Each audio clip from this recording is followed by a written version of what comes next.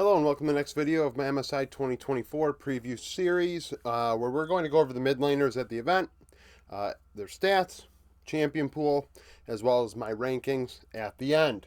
Some interesting differences here between a couple key players, and that's kind of what this is all about, kind of going over, the stats, compare them, see what the differences are between these players. We have facilitators, we have carries. I said this in the top lane video, I said in the jungle video. And the fact of the matter is, a lot of teams have an identity.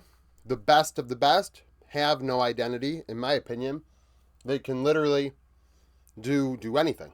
Their players are capable of doing multiple different things. We look at a JDG of last year. They're very capable of that, which is personally why I thought they were the best team of 2023, not necessarily T1. Now, stats. Let's go over it. So the best KDA, Maple, 10.6 with PSG Talon. Maple, obviously one of the best PCS players ever, one of the best minor region mid laners ever.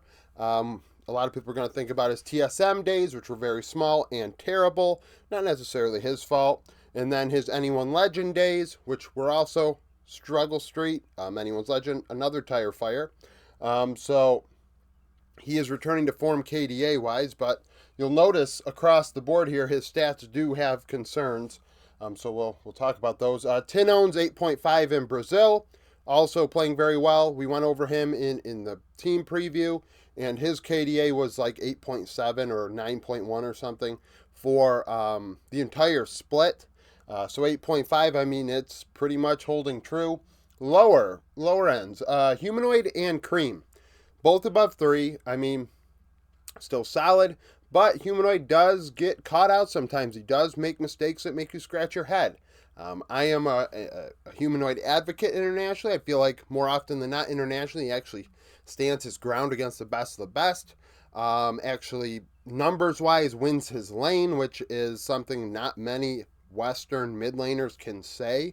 And then Cream, 3.5. I mean, Cream, I believe, would have been the youngest mid laner at this event if it wasn't for the VCS scandal, which has put Emo in quite a position.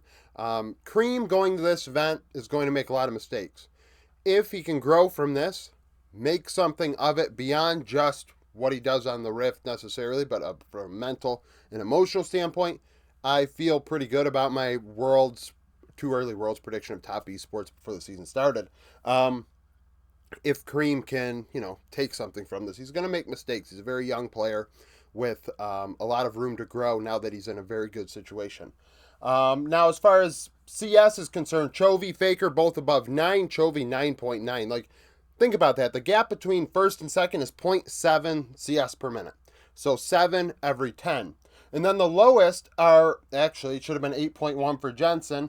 I'm trying to, I guess, sneak him by as if his CS was not abhorrent, but it is pretty terrible. And then I guess Tinone's and Cody both 8.3, which is not great.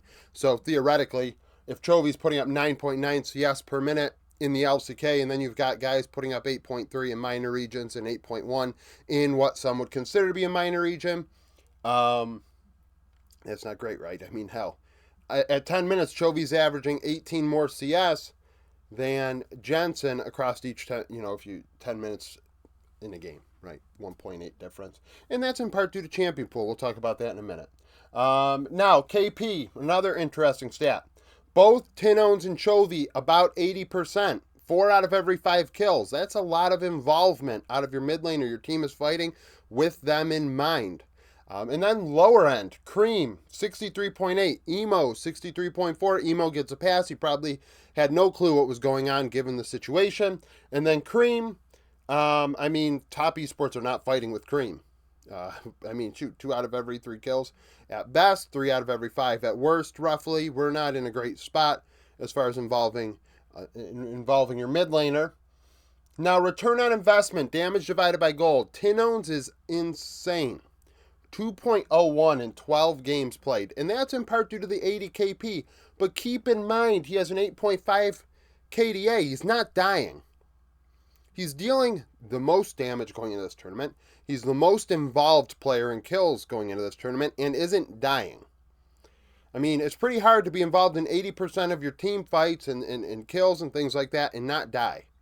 You know, I think Knight may have had a 10 KDA in LPL last year, the year before, which was insane. But I mean, that's the sort of stuff we're talking about. An 8 KDA in the playoffs, mind you, is something, even if it is in Brazil. So that's a thing. 1.94 for Humanoid. We went over this yesterday with Razork. Fnatic are an extremely aggressive team. They deal a ton of damage, like an insane amount of damage. And Humanoid is the carry of that team, as I said in the Fnatic preview video for the entire split. Maple and Emo, very low. Return on investment, 1.4, 1.23. That is so much lower than Tinone's.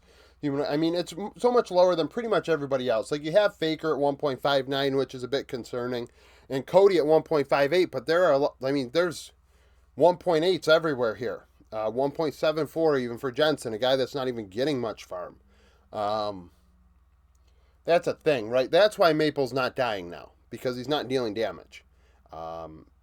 He's playing KDA. I guess KDA Merchant or whatever the kids are saying now. Gold share, who is getting the biggest piece of the pie? Chovy, no surprise, 24.7%. He is getting fed. He carried gen.g through the LCK playoffs. Faker, 23.3. Definitely something interesting to think about, that he got that much gold, second most gold at this tournament in terms of share, and then isn't dealing a ton of damage off of it. Yes, you can play facilitators and things of that nature in the mid lane, but Zeus didn't get as many carry opportunities as I would have liked.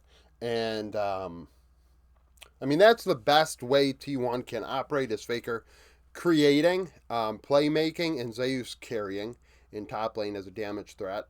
We saw that at Worlds. That's why they succeeded so well. A very meta-dependent team, except for Keria, who literally can play any role and pretty much any champion. I'm a big Keria fanboy. I don't try and hide that. Gold share, Emo, and Maple. No, gold share. Damage share. Gold share. Damage share. Gold share. Damage share. Maple and Emo. 20% or so, just over 20%, 22.3, 21.2. You might say, oh, that's not that big of a difference between Faker and Chovy, and it's like, if it's 2% difference, that means that 2% is going elsewhere. GAM Esports, we know that because we watched Kiea a couple days ago, right? We talked about his stats, and they were insane. Carry-oriented top laner, because he was all they could rely on. So Emo's not getting that gold. Now, damage share, Emo 19%.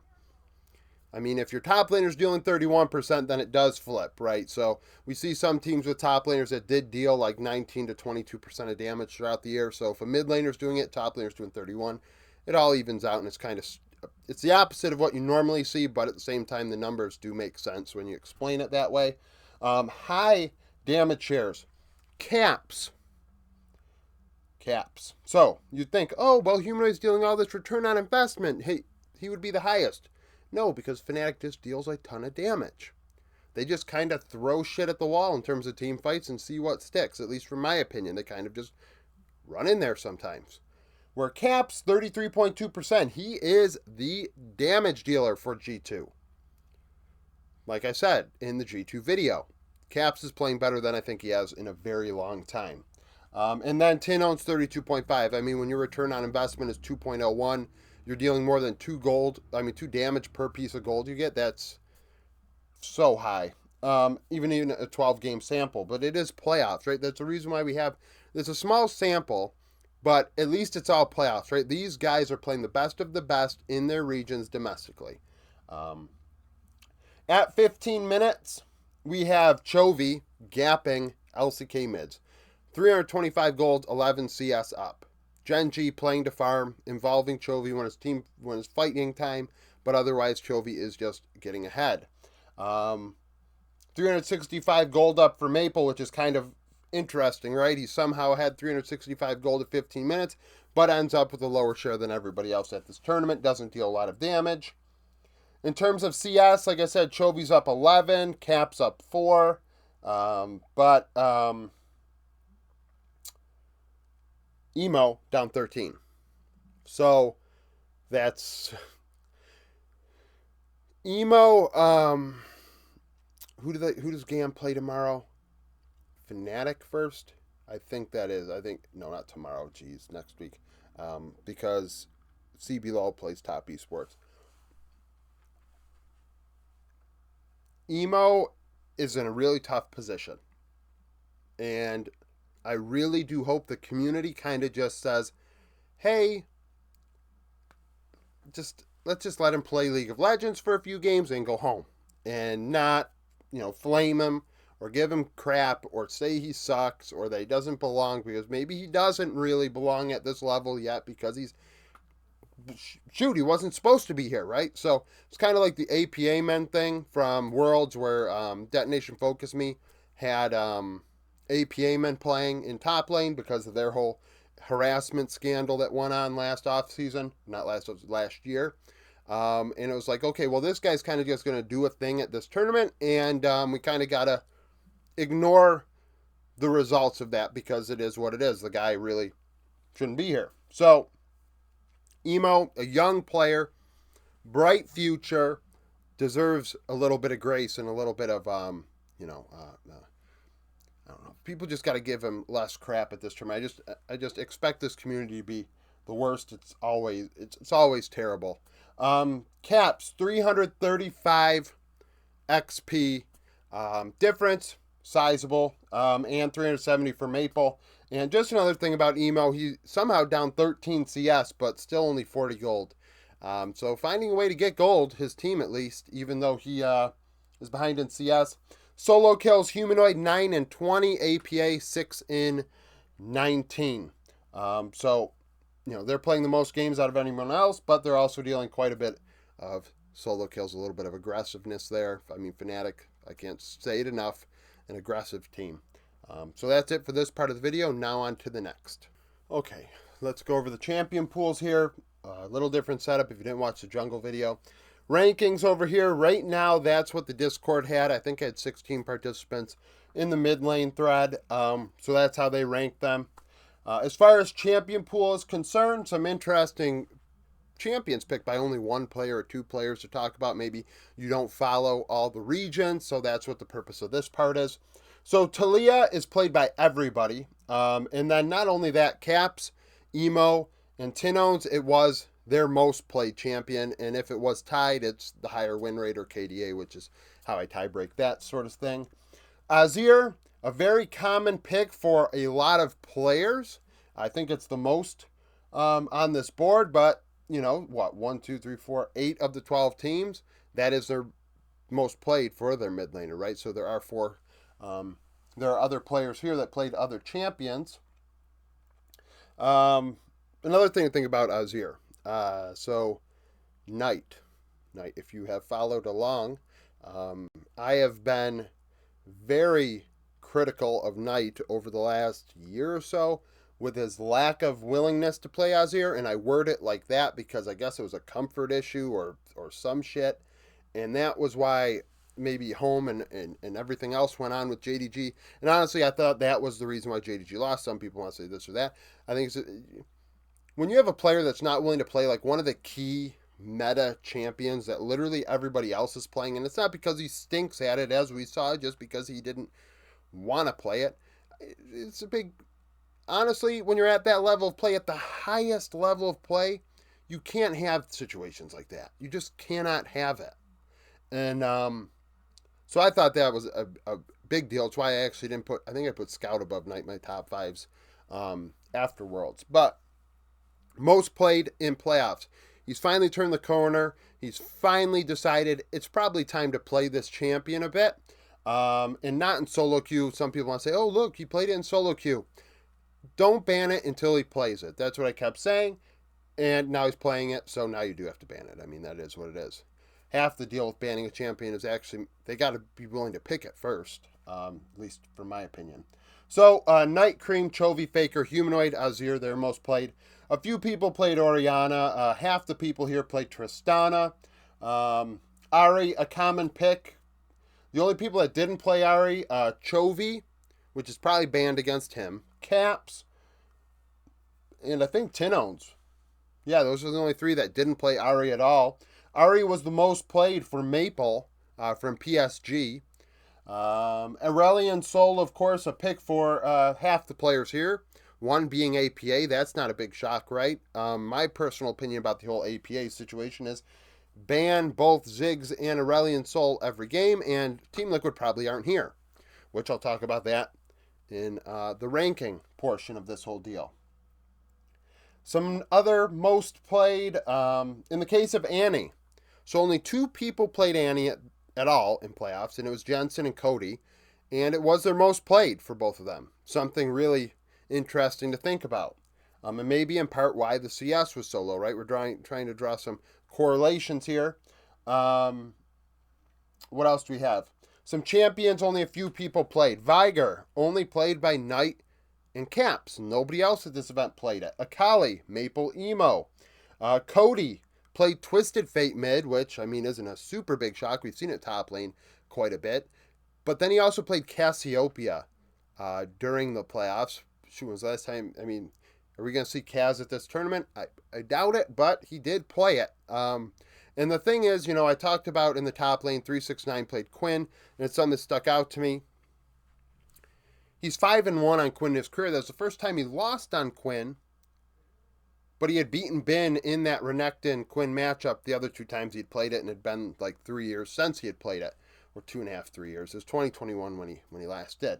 So when I see a guy play a champion once, I mean, I think that there's a threat there. Now you can dig deeper and see, is this the first time he's playing it or not? Rumble 369 last year. And then he obviously played it more and did better this year. So it's just something interesting, right? Cassiopeia, picked by Cody. Nobody else was willing to play it in playoffs.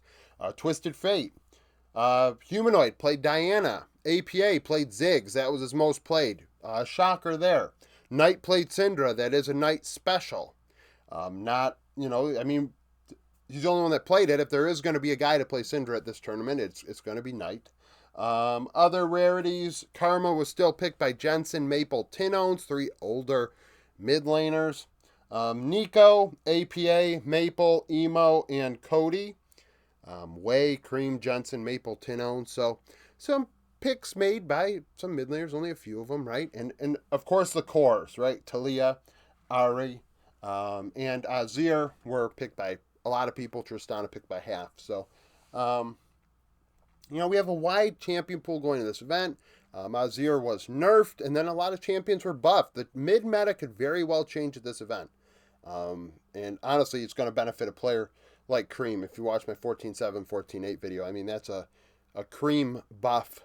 And I mean, he's baby Zeka to me in that regard. So who knows what's going to happen with that. Now let's just kind of rank these players, get this part over with. This is what people want to see anyways. So we're going to start. I don't watch minor regions. We use 100% stats for minor regions as well as just kind of think about history's sake. And I mean, we've seen Maple play, we've seen Tinones play at international events, and we've seen Maple play over the last few years in major regions. So Emo's easily 12th. He shouldn't be here. It's not his fault. You can almost argue that I shouldn't even rank him 12th. It's a disservice to him. Cody is 11th. Haven't seen a lot of Cody. And Cody's stats internationally leave a lot to be desired. His stats domestically leave a lot to be desired this past split. He did beat Lava to get to this event. You think about Zoltve in top lane a couple days ago. He did beat Summit to get here. Cody beat Lava. Lava, LCK mid. Had a decent couple years there. But regardless, Cody's 11th. So now we get to Tinones in 10th. But things are going to get a lot closer because Tinones statistically is very strong.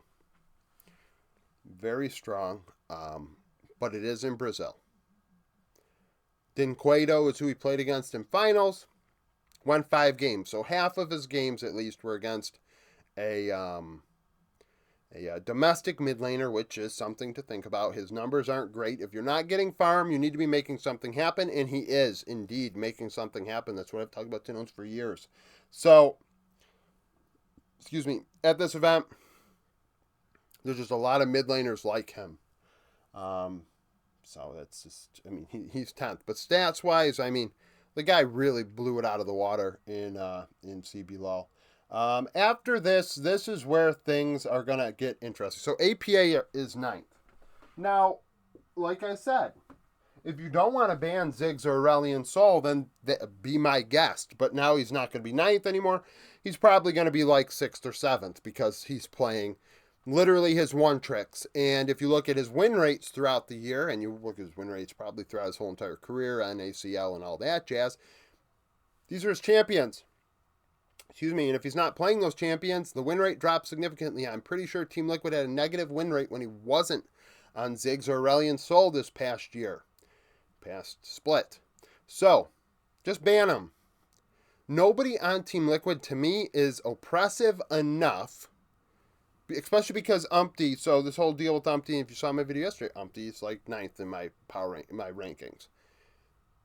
It's a very, very good jungler group. A lot of these players, in my opinion, can handle Umpty. A lot of these players should be able to handle APA, Ziggs, and Aurelion Sol, but still they can't. So, ninth for him if you take him off of there. Sixth or seventh if you just decide to ego draft and try and play into him. And who knows, lose a game that you shouldn't because of it. After that, we have Maple. So this is because of stat. So the KDA is great, but it's because he's not dealing damage. And then, I'm just going to roll into Jensen real fast. We're going to talk about them kind of at the same time. Jensen, seventh. Older mid laners. Better as facilitators. But still, you got to deal some damage here. You can't just be non-existent. Maple is like, third tier carry on the team, right? He's Ozzy and gen.g are doing a lot of work. Betty in bot lane's doing a lot of work, I guess.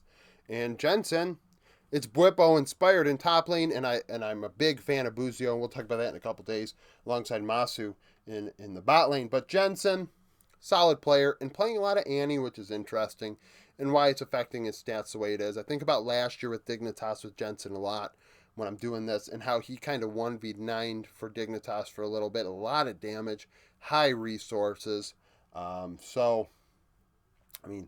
Shouldn't be really thinking about that, but these guys I think you put in any order because they're all kind of just meh. Now, the top six, I think there is a jump here. And so Cream is sixth. And I'm going to put a question mark. I don't like doing question marks. I really don't. But Cream, if he can perform at a high level, the level that he's capable of and very well could at this tournament, he is third best mid at this event. If he coin flips tails, because this is the first time at a big event, it is in China, a lot of pressure, and he struggles, I think he's going to be sixth. Even if he struggles, he'll be sixth. Humanoid is fifth. Humanoid has shown at international events, at least to me, to be sufficient in lane. He does die sometimes in team fights, miss positions, and things like that, but statistically, laning-wise, over his career, a solid mid laner. I think back to 2022 Worlds is a good example of that. Statistically, Humanoid is very, very good laner, and he's dealing a ton of damage. Cream, not very involved with his team, kind of on an island, doing his own thing relative to everybody else. And a young player, very young player with a ton of potential. This is not to say that Cream is necessarily worse than Humanoid, but I believe he very well could. I think it's 50-50 personally, whether he does struggle or not, because he's never played at this level. Domestic finals is one thing, but we're talking about an international event. This is not a domestic final. Now, the next four. So, Faker is fourth to me. And Faker is the MVP of League of Legends. He's the GOAT of League of Legends. He's the LCK MVP if you don't want to look at stats, because I reference back to look what T1 did last year when Faker was out, and Poby took a serious bullet in that one, but that's beside the point. So, in terms of micromanaging your teammates and shot calling and all that, Faker's first but in terms of dealing damage, he's getting a lot of gold, not dealing a lot of damage. That's problematic. You'd like to give that gold to somebody else to do something with. You know, try and affect the Rift another way, I guess. But regardless, Faker's fourth. But he's a great player. He's playing great League of Legends. It's just Caps is third. Caps is playing better than he has in a long time. And the champion pool speaks for itself. I mean, Caps is an excellent player, and he's playing out of his mind right now. And I said in the G2 video, you know, you took... Yike was the carry, Caps was a facilitator last year. Of course, the meta kind of made a lot of sense to do that. But now it's flipped back for G2, and Caps is pretty much, in my opinion, carrying this team as far as he can drag them. I mean, I got Caps third. And then I got Knight second, Chovy first. And I think you could put it in either order, Chovy, Knight. Majority of the Discord, I think out of the 16 people, 13 picked Chovy, 1 picked Knight, 1 picked Faker, and then we have somebody that's, you know, couldn't help themselves, and they picked APA first. You know, some people just can't help themselves. So, Chovy first, Knight second. Chovy, I mean, you saw the stats, right? He was dominating LCK mids. And you take an LCK mid and you put them in the LPL, usually they're very freaking good. So, I mean, shoot, let's put it across. I mean, Knight is the second best mid in the world right now, behind Chovy. And going into this event, that's just the case. I mean, the stats are what they are. You know, I'll even turn around for a second. Look at my board behind me. I mean, Chovy's got a higher CS and a higher KP, higher gold share, and therefore higher damage share, and dominates LCK mids in the first 15 minutes. I mean, Chovy is the best player at this tournament coming into it, performance-wise, not mechanically, but performance-wise he is. So, yeah, that's it for the rankings. Thank you for watching. If you liked the video, like it. Subscribe to the channel for daily League of Legends content. Follow me on Twitter. Join the Discord. Become a YouTube supporter. And I hope to see you again tomorrow.